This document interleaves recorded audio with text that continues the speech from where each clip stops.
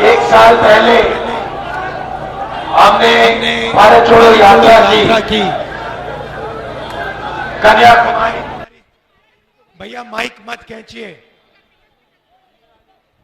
कन्याकुमारी से कश्मीर हम चले 4000 किलोमीटर।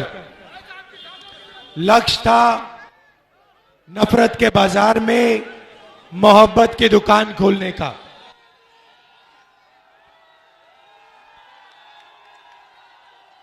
लोगों ने कहा कि आप कन्याकुमारी से कश्मीर चले, आपको उत्तर प्रदेश, बिहार, मणिपुर इन जगह भी जाना चाहिए। इसीलिए हमने दूसरी भारत जोड़ो यात्रा, न्याय यात्रा, भैया थोड़ा परे हो जाइए, न्याय यात्रा हमने शुरू की मणिपुर से महाराष्ट्र तक। भैया मेरा तार मत खींचिए। यूपी का अलग ही मजा है।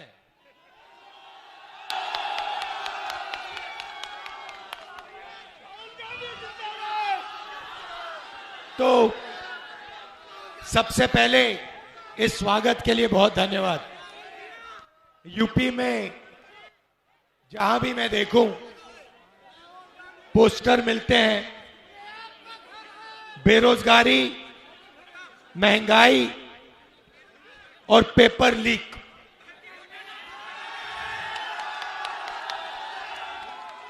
मतलब आप लोग अपना पैसा डालते हो, ट्यूशन लेते हो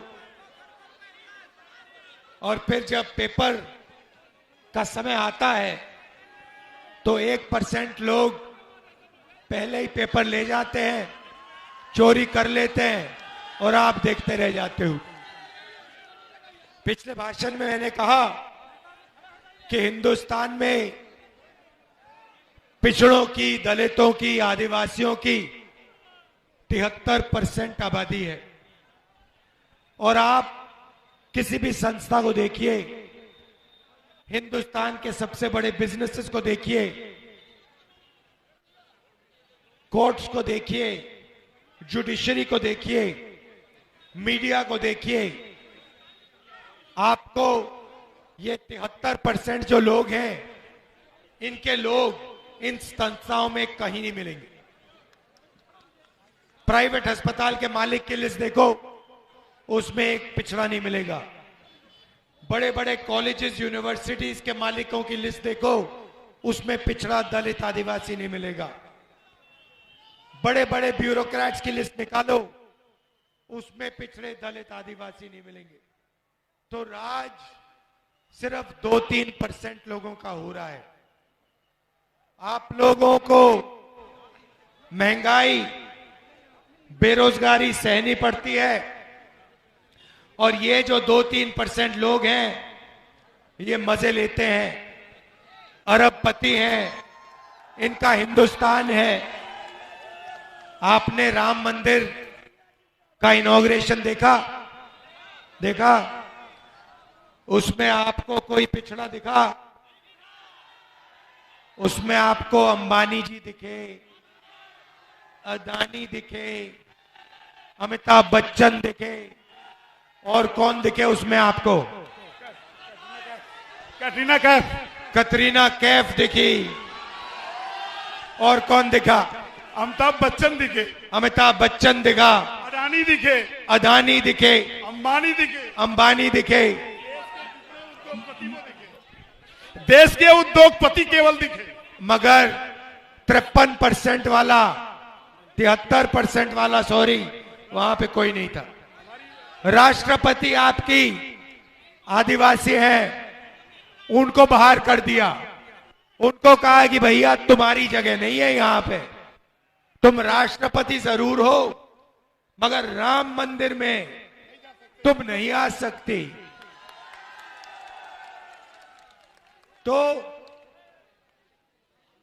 आपने कभी जेब कतरे को काम करते हुए देखा है? देखा है? क्या नाम है तुम्हारा? यादव जी खड़े हुई ऊपर जीप पे। अब ये देखिए, ये सुरेश यादव जी खड़े हैं। अब अगर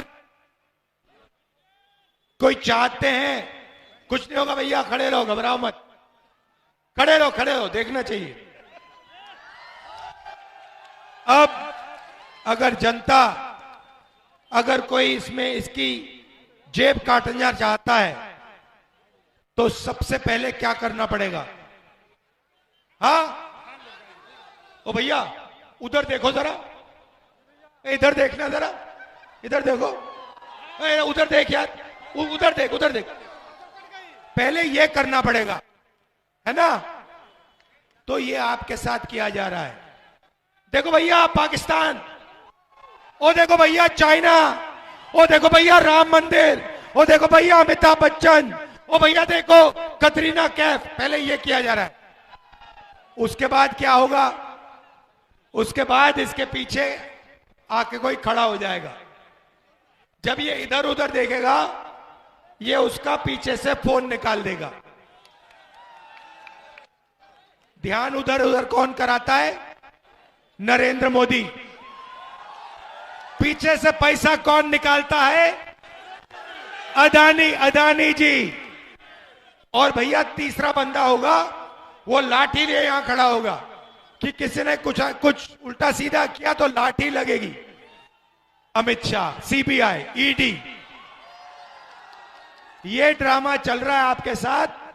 आप 24 घंटा सुबह उठते हो, मोबाइल फोन खोलते हो, आपका ध्यान उधर उधर जाता है, जीएसटी से आपका पैसा जेब से निकलता है, नोटबंदी से पैसा निकलता है, और 1-2% अदानी जैसे लोग आपके पैसे को खाते रहते हैं, आप भूखे मरते रहते हो। ये हिंदुस्तान है। निकलने का रास्ता जाति जनगणना क्रांतिकारी काम, कि पहले पता लगाओ दलित आदिवासी पिछड़े कितने हैं और उनके हाथ में कितना धन है। जिस दिन आप लोगों को पता लग गया कि दलितों के हाथ में, पिछड़ों के हाथ में, आदिवासियों के हाथ में इस देश में कुछ ही नहीं है, उस दिन आप लोग जाग जाएंगे और जो आपको करना है आप 2 मिनट में कर दोगे। इसीलिए कांग्रेस पार्टी ने अपने मैनिफेस्टो में जाति जनगणना पहले नंबर पे लगा रखा है। यादव जी आपका बहुत बहुत धन्यवाद, आप सबका दिल से धन्यवाद। नमस्कार, जय हिंद। यादव जी बैठो। आपने अग्निवीर योजना का नाम सुना है? जी सर। सुना है? जी जी। ये है क्या? क्या चीज सर जी? अग्निवीर योजना है क्या? अग्निवीर 4 साल के लिए कर दिया फौज में, तो इस बात कर दिया देश को हमारे। नहीं नहीं, 4 साल में किया। तो आपको मालूम है कि अब हिंदुस्तान में 2 तरीके के शहीद होंगे। एक, सेना वाला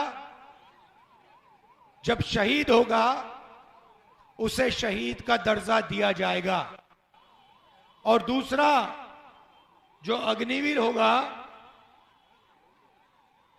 जब वो शहीद होगा उसको शहीद का दर्जा नहीं दिया जाएगा, उसकी लाश को परी कर दिया जाएगा और उसको भूल दिया जाएगा। अग्निवीर योजना में जो शहीद होगा उसको ना पेंशन मिलेगी, परिवार को ना पेंशन मिलेगी, ना मदद मिलेगी, कुछ नहीं।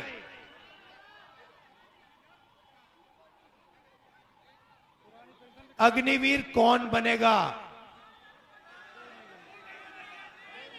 मैं आपको बताता हूं। जाएंगे सब अंदर, 4 साल बाद 4 में से 3 को लात मार के बाहर भगा दिया जाएगा। कहा जाएगा तुम्हारी यहां कोई जरूरत नहीं है, और 4 में से 1 बंदा सेना में जाएगा।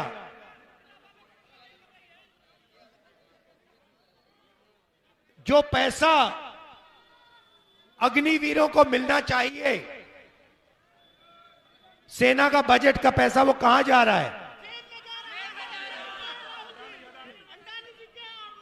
अदानी जी के जेब में जा रहा है।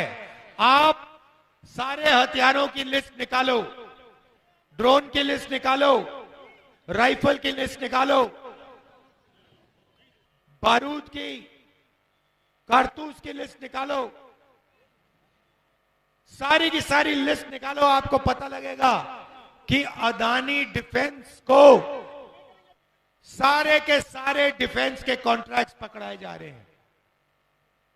अग्निवीर को कह रहे हैं तुम्हें हम शहीद का दर्जा नहीं देंगे, तुम्हारे परिवार की मदद नहीं करेंगे, और जो उसको मिलना था वो उसके हाथ से निकालकर नरेंद्र मोदी जी अपने मित्र को दे रहे हैं।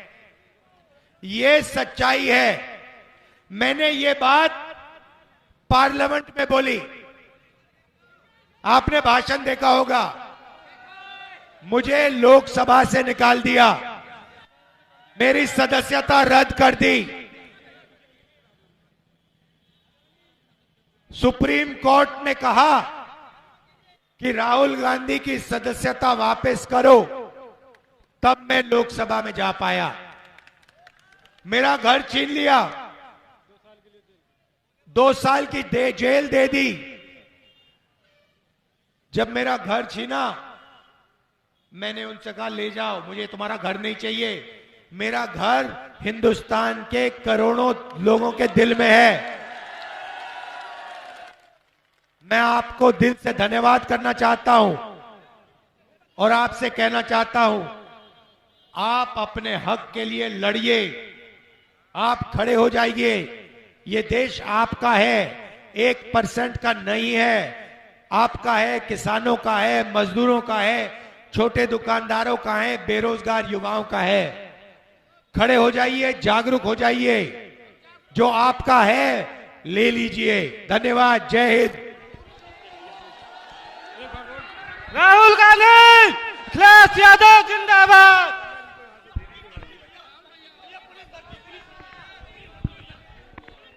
आइए, आप बोलिए, आइए आइए, आ जाओ। पुलिस भर्ती के बारे में आप बोलना चाहते हो, बोलो। लीक हो गया पेपर देने गए थे, वहां लीक हो गया। नहीं नहीं,